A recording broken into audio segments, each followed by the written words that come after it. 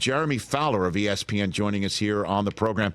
A lot of writing for you, Jeremey. Thank you for the reading. Hey, Rich, great to be with you, man. It's that time of year. You know how it is. I know that. Let's start with the one that everyone was talking about all day yesterday, the triple byline piece you were a part of with Seth Wickersham and Don Van Natta as to why Belichick did not get the job in Atlanta. Do you want to walk me through your reporting on why he did not get the job in Atlanta, Jeremey?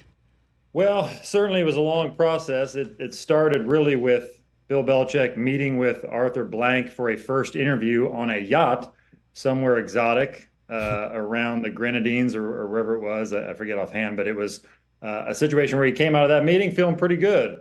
Talking to people close to Belichick, it seemed like there was some momentum. That momentum shifted over time where, the people with the Falcons front office essentially voted Bill, as we were told, off the island, just because they kind of had a straw poll of sorts. Several people were involved in the process after they had really had an extensive interview process, interviewed more than a dozen candidates. Raheem Morris, they were blown away by him, so he was clearly the favorite. They had some other coordinators like Mike McDonald, Bobby Slowick in Houston, who made quite the impression. And so Belichick really wasn't strongly in the mix after those results. And you couple that, with our reporting on Robert Kraft, Patriots owner, and the correspondence he had, the chats he had with Arthur Blank, the Falcons owner. Those are two owners who were very close and talk often and speak in candor. And so, certainly the allegation we make is that, Kraft expressed or conveyed some untrustworthiness in that of Belichick in that process. Any details as to what Belichick was untrustworthy about, Jeremey? Well, certainly that's a great question. And, we didn't have the exact wording there, but I think over time, it's been fairly well documented that the relationship, had its cracks in the surface, in the foundation. And, it's one of those things where it seems like trust had been a little broken over time, probably on both sides, and so that was something that was tough to reconcile. And so, but exact wording of what was said still unclear, except for the fact there was a note in the story about how it was conveyed that I won't often have a warm conversation with Bill Belichick, if at all. It's just that's the nature of it. And Arthur Blank and the Falcons wanted something more collaborative. That seemed to have been the trend in the hiring process this cycle. Owners clearly targeted either young up-and-comers or offensive or defensive coordinators who could step in and work closely with a GM, in this case, Terry Fontenot in Atlanta, be collaborative, have sort of a atmosphere that's inclusive. And it's, our reporting said that Belichick was certainly open to that and open to working with Fontenot. But, the belief is that he has done a job a long time for a certain way, and it's hard to stray from that when you're used to doing it that way. And that might have been a problem for some in the building. Well, Jeremey Fowler here from ESPN on the Rich Eisen Show. I was waiting to see in the piece, and I'm happy now to have you here so I can ask you any details from the Belichick camp on how long Bill would have been a head coach for the Atlanta Falcons or any of the teams that could have hired him this year. And I understand his age is advanced for hiring a head coach in the NFL for sure. But just the notion that he would only give a couple years or only wants to be there long enough to break Don Shula's record kind of doesn't sound like him, to be straight up. Right. And I'm just wondering, did either of you or your colleagues ask anyone in the Belichick camp for details on what Bill's plans would be if he's hired, certainly if next year he's in the mix for that gig? Yeah, and that's a good point, because I do feel like, and we heard from several teams who had mentioned that his age was a factor when they were evaluating all candidates across the entire league. And, it's probably an easy out in some ways. Maybe it's just a way to say you don't want to hire him. And, we had a source saying with the Falcons that if he was 63 years old, maybe it was a different story. We didn't hear an exact timeline for Belichick, but I do remember talking to a source close to him who said that He's pretty rejuvenated. He's in good shape. Like there aren't any health issues. Like this is a guy who wants to coach. So it wasn't really like I don't think he went into this with a ceiling necessarily. We didn't get a sense of that it was 2 years, 3 years, 5 years. I think that's more just teams forecasting that it's going to be difficult. It's going to be more of an unknown variable than say the Chargers with Jim Harbaugh, who's around 60 years old. You get at least a runway of 10 years in theory, where Belichick it'd be harder to get that. And I do think that's in part why he'd be a better fit with a team that it will be a contender now. And I don't get the sense that Belichick, from our sources, looked at Atlanta as a true contender right now on paper. It was an intriguing job, no doubt, but it needed some work where, if Philly had opened, I think he definitely would have taken that one if it was available or offered, which we don't know. But teams with history that are contending now that could be open in the future, whether it's Dallas or, Chicago or some of those teams like that could make some sense in that regard where you have a clear window where you need to win now. Well, in terms of that, and then we'll move on to the NFL draft and your reporting there in advance of the draft. Jeremey Fowler here on the Rich Eisen Show. You did start, along with your colleagues in this piece, start talking about potentially next year. And how that could have maybe happened this year with some of the teams. And the teams that are the most salacious are pretty much the entire NFC East. Yeah. And so you're reporting on why the Commanders didn't even look at Belichick is because Josh Harris decided during the playing season last year they weren't going in that direction? That's the case on that? Well, I don't know that they telegraphed that, but it was the case that, they were looking for sort of a new era of Washington, new ideas. Somebody that they clearly identified Adam Peters pretty early in the process as a strong GM candidate. And once they interviewed him, they got sold on him.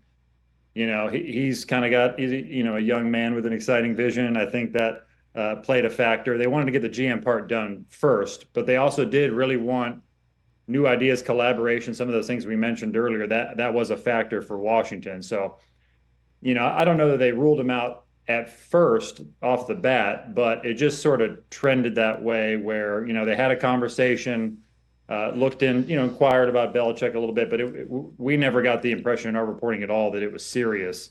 Really, Atlanta was the one job where he was considered a viable option at one time. Washington, it was probably more of a courtesy call, based on what we know. But Magic wanted Belichick?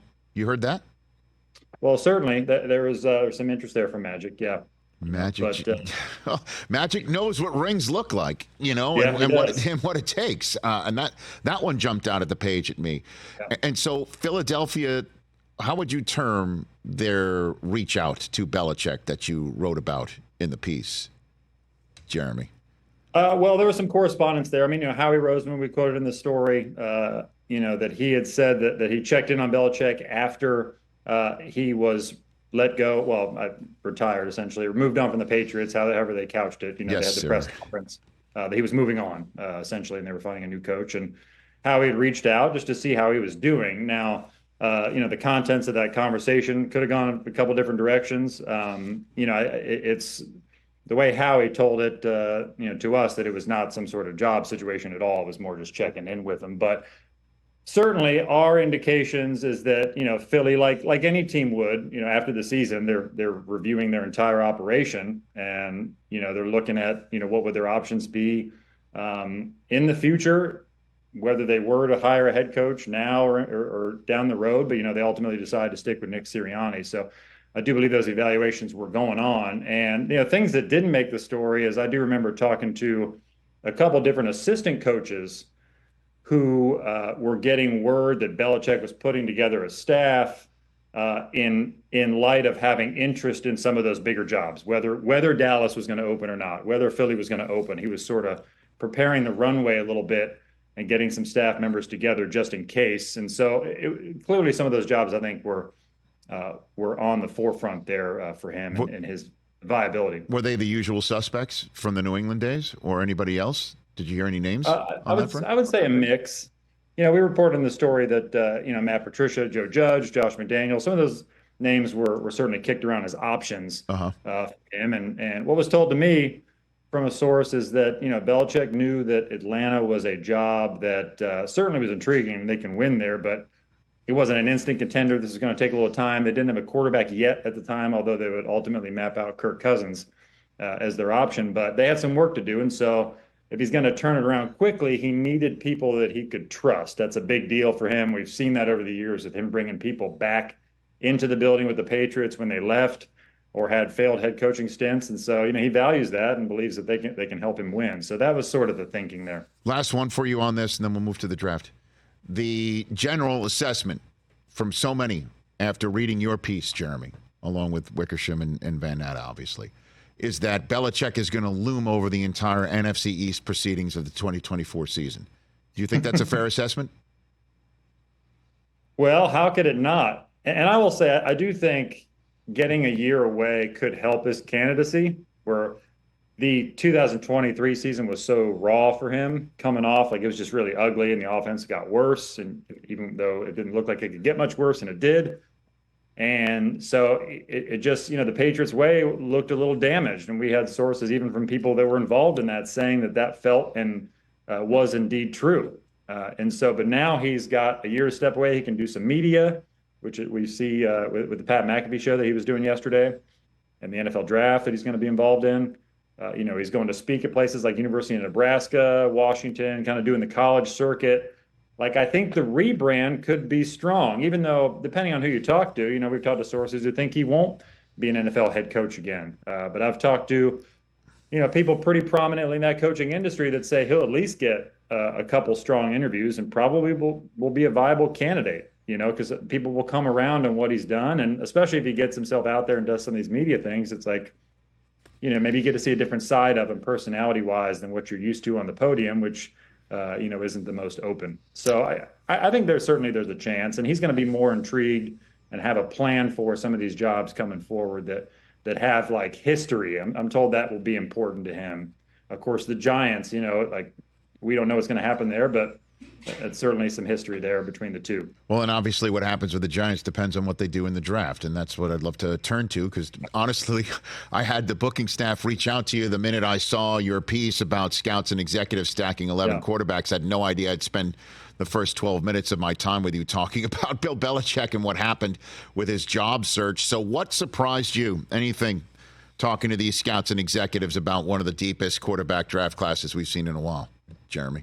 Yeah, so not a lot of earth-shattering surprises in the sense that we knew Caleb Williams was probably the top pick. I would say there's probably a big separation from teams I talked to, polling nearly 24 scouts and coaches and execs. They see Caleb Williams, most people at least, as a star. He's got the qualities. The comps are pretty clear. Aaron Rodgers, a little bit of Russell Wilson, a little bit of Patrick Mahomes. Those are the names that come up for him when you talk to teams. So that's there. I knew he was the top guy, but I'd say the separation there was surprising. And then I would say the biggest surprise, even though it's not necessarily a surprise because he was gaining momentum, but just J.J. McCarthy, teams really are sold on him. I can't tell you how many cases I had made for me as to why he's going to go high, where usually teams are sort of hiding that. It's funny, like last year with Will Levis, there's talk about, is he going to go really high in the draft? And he ends up going in the second round. And so I've had at least one team bring up, well, is that the case with McCarthy? Is this too good to be true with some of this hype? But then I've heard from too many teams that, like, look, they're going to be shocked if he doesn't go in the top 6 just because of all that he offers. He's got high-level traits that are better than what you would see from a normal, quote, game manager, because he didn't throw the ball a lot at Michigan, but they just feel like, it was more a function of the Jim Harbaugh offense than it was his ability. In fact, he wanted more and more and didn't quite get it on the field on game days. But he can do more than he showed, and I think teams recognize that and see. It's funny when like in March and April, the coaches get involved more, and they see a player that, like, they sit back and can say, "Wow, he's ready." He's a guy in a pro system. I heard from multiple scouts that he had like one of the best pro days they've ever seen. These are veteran scouts. Usually pro days, do you put a lot of stock in them? But in this case, teams did. I mean, they were pretty wowed by his pro day because he didn't throw enough in college where they just needed to see it in person in this case, and they did. Well, I mean, it's interesting a few things you just said right there is that if he's wanted more and more, and voiced it to coaching staff, put more on my arm, and they didn't give it to him. And he knew he was going to potentially go into the draft this year. And he said nothing and was just a great teammate and leader and a national champion. I imagine that is a metric and not a flag that needs to be paid attention to. That said, Jeremy, in all the years of you doing this, tier 1, tier 2, 3, 4, 5, is this the first tier 2.5 you've ever created for J.J. McCarthy? Jeremy? Probably. I hadn't been doing this all that long, but I didn't. 2.5. He was cut above the tier 3 guys, and that was pretty clear in the voting, but he wasn't quite with Jaden Daniels and Drake May. Drake, who has probably the highest ceiling of anybody, maybe a lower floor than, say, a Jaden Daniels or some of these others, but certainly the feeling is he was clearly in that tier 2 with Jaden, where McCarthy was close. Some had him in tier 2, some had him in tier 3, so I sort of split the difference, But a funny anecdote, you mentioned that about not getting to throw enough at Michigan and maybe not making a big stink about it. I was told, like, with, say, things like the red zone packages, or 2-minute offenses that maybe where he didn't get to throw as much in games, he would work on that extensively with the coaches and after practices to get as many reps as he could behind the scenes, where he felt like, okay, when I get to the next level, I still prepared for all that, even more so than I would have if I just stood idle. So that was kind of his way of finding a solution for that and then being patient on the field. And then when he was asked to throw, he did well. So those are all the things that teams have investigated, and at his pro day, several teams asked for different styles of throwing and can you layer the ball or can you throw from different platforms? Things that are usually like empty calories at pro days and just for show, but they actually wanted to see that from him because they just didn't get to in college. How about that? Yeah, another interesting fact, an AFC scout saying that they think Drake May could run for 400 to 500 yards a year, huh? Drake May, that's not Daniels. Drake May could do that. Yeah. They see like kind of a scrappy runner, like willing to go and take contact. And there's definitely some Josh Allen there. It's the arm strength. Teams don't see enough of Josh Allen and Justin Herbert. I know those are two good comps for him because of the size and the athleticism. The arm is good. It's not considered like next level, galaxies above everybody else good like Allen and Herbert, but it's definitely good enough. But that's why I put Josh Allen with less arm strength as a good comp for him. And you get a lot of Carson Wentz comps for Drake May, which, Wentz was the number 2 overall pick and had a good early run before injuries. So there's a lot of intrigue there with, especially if you can give him time. Like if he could go somewhere in City, it would probably be ideal for him more so than most because, they want to work on his footwork or some of the mechanics that they didn't love or, not bailing to try to run all the time and instead sit in the pocket and process everything and throw. Like they feel like he can do that. He just didn't do that consistently enough. So they want to see that. And lastly, Michael Penix Jr. in tier 3, most frequent scout exec comps Tua with a better arm, you add parenthetically, and Jordan Love. By the way, I'm all in if I can get Jordan Love with Michael Penix. You know what I mean? Pretty good. So what's the status in your mind of Penix? My colleague from NFL Network and Fox in Peter Schrager has him dropping completely out of the first round in his mock draft. And then there's others that say he won't go past 13 with the Raiders or maybe even 16 for Seattle if they want to go there. I don't know. Right. What do you think? Well, that's what I'm trying to figure out, and it's fascinating. And he is a wild card in that regard. Now, I've talked to multiple teams picking in like the early to mid-second round. I asked them point blank, do you think Penix will be there when you pick? And they said probably not. I've talked to enough teams who think that he's got a good chance to go first round.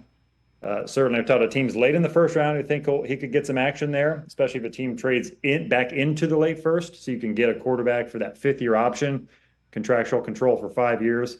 But it's not a slam dunk, and the medical stuff is there. Most teams I've talked to don't think it will sink him though completely with the knee issues he's had and the shoulder issues. They feel pretty good about it that whoever drafts him will need a plan for sort of maintenance purposes, but that it's not going to be some sort of catastrophic thing that will sink him. So. It's really going to depend on preference, like the Raiders. The Raiders are fascinating because you hear Penix come up with the Raiders, and you talk to some teams they at least wonder if that's a connection. But it's 13 too early for him. Same with Bo Nix. Is he going to sneak in somewhere? Like the teams that need quarterbacks are picking in the early teens or somewhere in there. Where is that too early for Penix or Nix? But then if you wait to the second round, you might not get him. So that's sort of the cost analysis that teams will have to make, where, as we know, quarterbacks get overdrafted a little bit, and that's probably going to be the case this year. Jeremy, really appreciate it. Not just the reading that you've given me over the last 48, 72 hours, but the time here. Greatly appreciate it. Great stuff, and I'll see you in Detroit. Anytime, Rich. Appreciate it. Have a great trip. You got it. At J Fowler ESPN. You should follow him and see all his material right here on The Rich Eisen Show. Catch The Rich Eisen Show every single day on the Roku channel, 12 to 3 Eastern, for free.